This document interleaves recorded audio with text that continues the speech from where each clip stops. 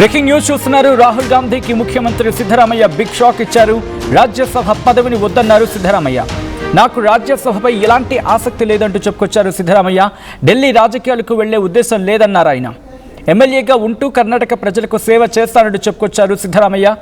కాంగ్రెస్ నిర్ణయంపై సిద్ధరామయ్య అసంతృప్తిగా ఉన్నట్లు పెద్ద ఎత్తున వార్తలు చక్కర్లు కొడుతున్నాయి. ఇంకోవైపు రాహుల్ సోనియాకు వ్యతిరేకంగా సిద్ధరామయ్య వర్గం ఆందోళనకు పిలుపునిచ్చింది. 5 ఏళ్లు సిద్ధరామయ్య ముఖ్యమంత్రి అంటూ నినాదాలు చేసింది. ఇవాళ తన ముఖ్యమంత్రి పదవికి రాజీనామా చేశారు సిద్ధరామయ్య. కాంగ్రెస్ అధిష్టానం నిర్ణయం మేరకు రాజీనామా చేసినట్లు చెప్పుకొచ్చారు ఆయన. కర్ణాటక నెక్స్ట్ సీఎంగా డీకే శివకుమార్ మరికొద్ది రోజుల్లోనే ప్రమాణ స్వీకారం చేయబోతున్నారు. ఇన్ఫాక్ట్ కొద్ది గంటల క్రితం ఆయన మాట్లాడుతూ కొన్ని కీలక అంశాలను కూడా చెప్పుకొచ్చారు. తన పదవీ కాలంలో ఏ కార్యక్రమాలు చేసుకొచ్చాను, 5 హామీలను ఎలా ముందుకు తీసుకెళ్లే ప్రయత్నం చేశాం, దాంతోపాటు మిగిలిన హామీల విషయంలో ఎలా ముందడుగు వేశాం, అండ్ ఎటువంటి సేవను అందించడం జరిగింది, ఎటువంటి ఒడిదుడుకులు ఎదుర్కొన్నారు, ఆ ఒడిదుడుకుని ఎదుర్కొని ఎలా ముందుండి ప్రభుత్వాన్ని నడిపించారు, ఇవన్నీ కూడా ఆయన చెప్పుకొచ్చారు. దాంతోపాటు కర్ణాటక ముఖ్యమంత్రిగా సిద్ధరామయ్య రాజీనామా ఒక్కసారిగా సంచలనంగా మారింది. అక్కడ అంటే కర్ణాటకలో ఆయన వర్గం ఇప్పుడు నిరసనకు పిలుపునిచ్చింది. కారణం ఏంటంటే ఉదయం ఒక వార్త చక్కర్లు కొట్టింది. ఏమని? ముఖ్యమంత్రిగా ప్రమాణ స్వీకారం చేసిన తర్వాత సిద్ధరామయ్య ఇటు నేషనల్ పాలిటిక్స్లోకి వెళ్ళబోతూ ఉన్నారు. కాంగ్రెస్ జాతీయ నాయకత్వం ఆయనను ఎల్ఓపిగా చేసే అవకాశం ఉంది. రాజ్యసభకు సంబంధించి ఎల్ఓపిగా చేసే అవకాశం ఉంది. అక్కడ ఆ చర్చ జరిగింది. ఆ తర్వాత కీలక బాధ్యతలు అప్పచెప్పబోతున్నారు. ఆయనకు ఇటు దేశ రాజకీయాల్లో కీలకమైన స్థానం ఉంది కాబట్టి ఆయనను జాతీయ నాయకత్వంలోకి ఉపయోగించుకునేందుకు కాంగ్రెస్ అధిష్టానం నిర్ణయం తీసుకుందనేది ఉదయం నుంచి పెద్ద ఎత్తున వార్త చక్కర్లు కొట్టింది. ఈ క్రమంలోని ఆయన రాజ్యసభకు వెళ్ళబోతున్నారు. ఇప్పటికే రాజ్యసభలో కాంగ్రెస్కి మల్లికార్జున ఖర్గే లాంటి దిగ్గజాలు అక్కడ ఉన్నాయి. సో ఇప్పుడు ఈయన కూడా వెళితే కనుక ఇంకా స్ట్రెంథన్ అవుతుంది, ఇంకా విమర్శనాస్త్రాలు సంధించడానికి ఉంటుంది. సో ఇటువంటి చర్చ జరిగింది. అయితే ఆ మాటలకు పూర్తిగా ఆ వార్తలకు పూర్తిగా చెక్ పెట్టేలా ఇటు సిద్ధరామయ్య క్లారిటీ ఇచ్చారు. నేను ఎక్కడ దేశ రాజకీయాలకు వెళ్ళటం లేదు, నేను కర్ణాటకలోనే ఉంటా, కర్ణాటక ప్రజలకు సేవ చేస్తా, ఎమ్మెల్యేగా కంటిన్యూ అవుతా, నా కర్ణాటక ప్రజలకు, నా కన్నడ ప్రజలకు నేను సేవ చేసుకుంటానంటూ ఇటు సిద్ధరామయ్య చెప్పుకొచ్చారు. బట్ ఆయన చెప్తున్నారు సరే, ఆయన వర్గం మాత్రం నిరసనకు పిలుపునిచ్చింది. ఆయన వర్గం ఒక్కటే అంటోంది, సిద్ధరామయ్య ముఖ్యమంత్రి, మాకు సిద్ధరామయ్యే ముఖ్యమంత్రి, 5 ఏళ్ల పాటు ముఖ్యమంత్రి అన్నారు, ఇప్పుడు ఎందుకు దించేశారు, మాకు అవన్నీ తెలియవు, మీ పంచాయతీలు అంటే సిద్ధరామయ్యకు డీకే శివకుమార్కి పరిచయం ఉన్న ఆ పంచాయతీలు మాకు తెలీదు, మాకు సిద్ధరామయ్య ముఖ్యమంత్రి, మేము సిద్ధరామయ్య రాజీనామాను ఆమోదించు అంటూ రోడ్ల మీదకి వచ్చి పెద్ద ఎత్తున నిరసన వ్యక్తం చేస్తుంది సిద్ధరామయ్య వర్గం. ఒకసారి ఆ విజువల్స్ చూద్దాం.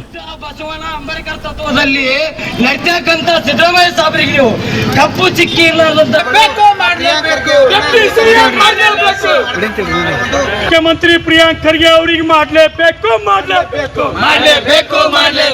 ಪ್ರಿಯಾಂಕ್ ಖರ್ಗೆ ಅವರಿಗೆ ಉಪಮುಖ್ಯಮಂತ್ರಿ ಮಾಡಲೇಬೇಕು. ಪ್ರಿಯಾಂಕ್ ಖರ್ಗೆ ಅವರಿಗೆ ಉಪಮುಖ್ಯಮಂತ್ರಿ ಮಾಡಲೇಬೇಕು.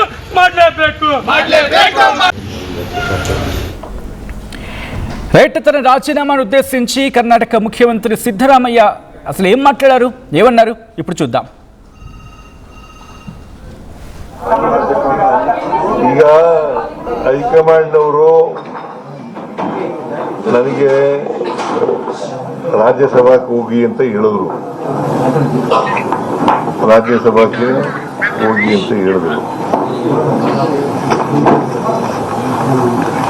ನಾನು ಬಹಳ ವಿನಮ್ರವಾಗಿ ಆಗಲ್ಲ ಅಂತ ಹೇಳಿದೆ. ನಾನು ರಾಷ್ಟ್ರ ರಾಜಕಾರಣದಲ್ಲಿ ನನಗೆ ಆಸಕ್ತಿ ಇಲ್ಲ, ರಾಜ್ಯ ರಾಜಕಾರಣದಲ್ಲೇ ಇರ್ತೀನಿ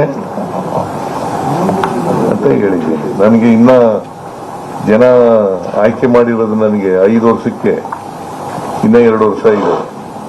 ಅಲ್ಲಿವರೆಗೆ ಕರ್ನಾಟಕದ ಜನಗಳ ಪರವಾಗಿ ಮತ್ತು ನಮ್ಮ ಕ್ಷೇತ್ರದ ಜನಗಳ ಪರವಾಗಿ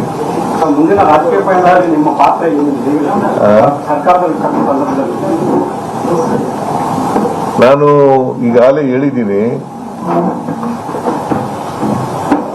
I will continue in active politics.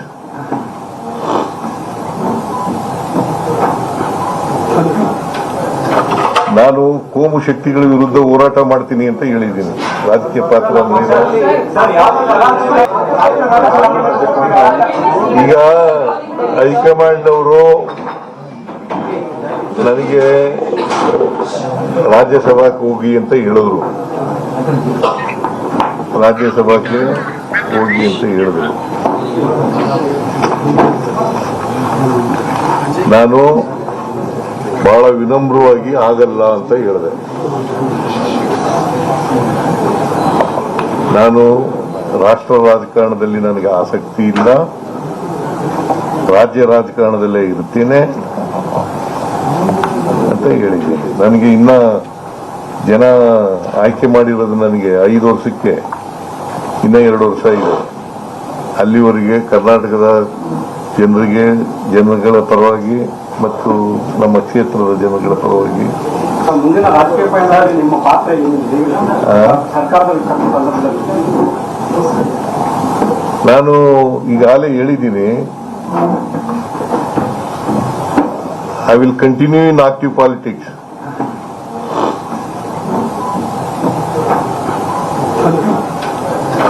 ನಾನು ಕೋಮು ಶಕ್ತಿಗಳ ವಿರುದ್ಧ ಹೋರಾಟ ಮಾಡ್ತೀನಿ ಅಂತ ಹೇಳಿದ್ದೀನಿ. ರಾಜಕೀಯ ಪಾತ್ರ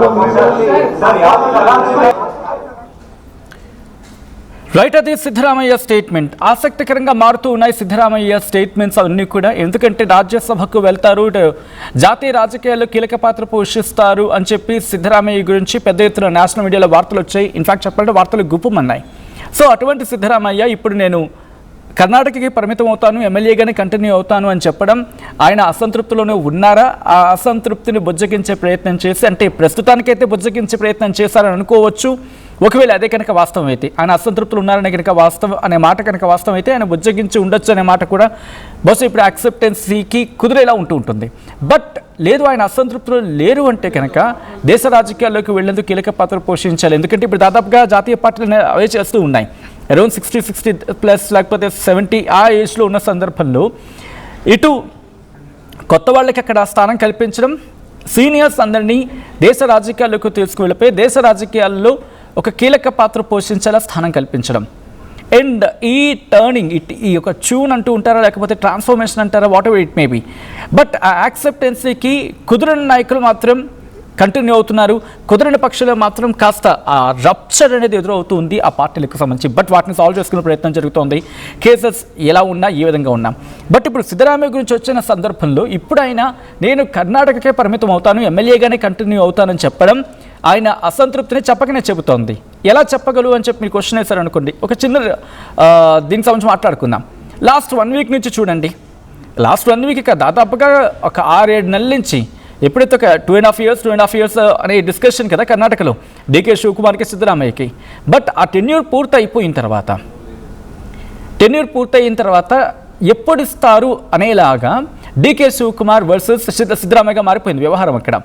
అది మళ్ళీ జాతీయ కాంగ్రెస్ దగ్గరికి వెళ్ళడం, అక్కడ మళ్ళీ డిస్కషన్ జరగడం, అది మళ్ళీ వెనక్కి రావడం, ఆఖరికి మొన్న జరిగిన కార్యక్రమంలో కూడా సిద్ధరామయ్యను నెక్స్ట్ ముఖ్యమంత్రిగా మిమ్మల్ని ఎప్పుడు చూడదలుచుకున్నారో అర్థం వచ్చేలాగా క్వశ్చన్ వచ్చినప్పుడు ఎక్కడ ఆయన కర్ర విరవకు ఏదో అంటూ ఉంటారు కదా, కర్ర విరగకుండా ఇంకేదో అంటూ ఉంటారు. సో అలాగా ఆ విషయాన్ని ఎక్కడ రివీల్ చేయకుండా డిస్కషన్స్ జరుగుతున్న మాట వాస్తవం అని అర్థం వచ్చేలాగా ఆయన ఆన్సర్ ఉంది. సో ఇట్ షోస్ ఇంకా అయితే మాత్రం అది ఉంది, ఆ రాపిడైతే ఉంది వాళ్ళిద్దరి మధ్య. బట్ అది నేషనల్ కాంగ్రెస్, జాతీయ కాంగ్రెస్ ఎలా దాన్ని సాల్వ్ చేస్తుంది అనేది ఇంట్రెస్టింగ్ ఫ్యాక్టర్ ఇప్పుడు. అండ్ మీరేమనుకుంటున్నారు? సిద్ధరామయ్య ముఖ్యమంత్రిగా ఆయన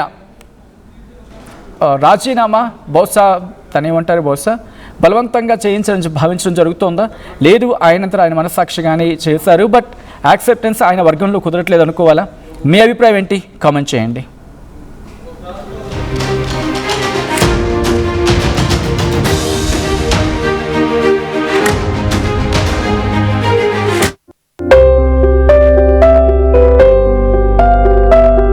చిన్న చిన్న ఆనందాలు 35 ఏళ్లుగా నా జీవితంలో లేవు. 35 ఏళ్లుగా నేను డైపర్లలో బ్రతికాను.